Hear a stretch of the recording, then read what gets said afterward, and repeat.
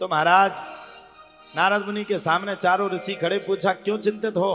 बोले मैं पुष्कर गया, प्रयाग गया, काशी गया, गोदावरी गया, हर जगह गया, मुझे कहीं भी शांति नहीं मिली।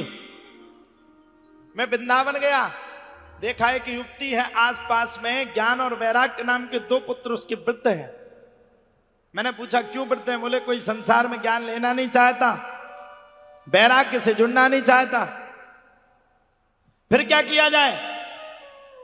बोले महाराज मैं बड़ा भारी चिंतित हूं, क्या करूं? इस विपरीत परिस्थिति में मैं किसको जाकर के अपनी बात को सुनाऊं? मैं बड़ा चिंतित हूं। बोले तुमने कुछ किया नहीं? मैंने बोले उनके लिए सब कुछ किया, 4 वेद, 6 शास्त्र, 17 पुराण सब सुना डाले, लेकिन वो बड़े हो ही नहीं रहे, वृद्ध के वृद्ध ही विराजमान है, क्या किया जाए? अभी बोले तुमने वो नहीं किया जो करना चाहिए। अच्छा आपसे पूछते आपको हो पी लिया और कोई मलेरिया का इंजेक्शन लगा दे, मर जाओगे बीच के बीच। बोले महाराज जौन सी आपको कथा को सुनाना चाहिए वो कथा आपने नहीं सुनाई, और जो कथा आपको नहीं सुनाना चाहिए वो कथा आपने सुना डाली। बोले कौन सी? बोले भागवत की कथा।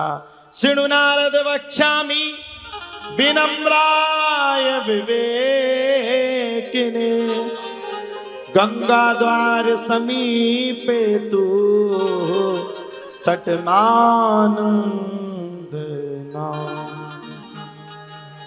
आओ नारद मुनि, और ज्ञान और वैराग्य भक्ति तीनों को लेकर के आओ, और तीनों को उपस्थित करके बड़े प्रेम के साथ आनंद लेते हुए, आनंदम पूर्वकम, बड़े प्रेम के साथ तीनों को बैठ करके भागवत की संपूर्ण कथा को सुना डालो। महाराज मरता हो क्या नहीं करता? अभी आपको कोई पंडित जी कहते हैं तुम्हें गया में जाकर के पिंडदान करवाना है, तुम्हारे पूर्वज तुम्हें परेशान करे तो अभी भाग लोगे हैं? आज के आदमी अंधविश्वासी तो इतना है, अगर ये कह दिया जाए, मैंने एक घर में गया तो वहां की तुड़ाई चल रही थी, मैंने देखा, मैंने कहा यार मकान तो अच्छा बना, मैंने कहा इसको तुड़वा क्यों रहे? बोले पंडित जी ने कहा कि वास्तु अच्छा नहीं है। मैंने कहा फिर क्या होगा? बोले टूट के फिर से बनेगा। 2 साल बाद फिर गया मैं, बढ़िया बन गया था। जब पहुंचा तो फिर भी अंदर चल रहा था गड़गड़।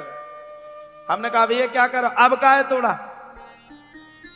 अब बोले महाराज दूसरे पंडित जी आए, बोले यहां पर प्रेत शक्ति है। मैंने कहा फिर क्या करना है?